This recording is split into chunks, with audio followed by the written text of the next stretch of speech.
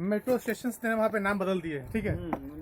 पहले का हम लोग कभी भी मुखर्जी नगर बोलते थे पहले लोग उस एरिया को, अब लोग जीटीबी नगर बोलते हैं। जीटीबी नगर बोलते हैं, ठीक है। लोग आदमी उसको अलग अलग नाम से जानते थे, उसका नाम ही बदल दिया, तो क्या करें। जीटीबी नगर पहले कुछ हुआ थोड़ी करता था यार, थोड़ा सा था कस्बा, और उसका नाम वही हो गया। मुखर्जी नगर के पीछे ढाका कॉलोनी है, अब उसको भी जीटीबी कॉलोनी बोलते हैं। सब एक ही हो गया मतलब। हाँ और जो नॉर्थ कैंपस है तुम्हारा, हाँ, पूरा ये विश्वविद्यालय वगैरह, विश्वविद्यालय बन गया वो।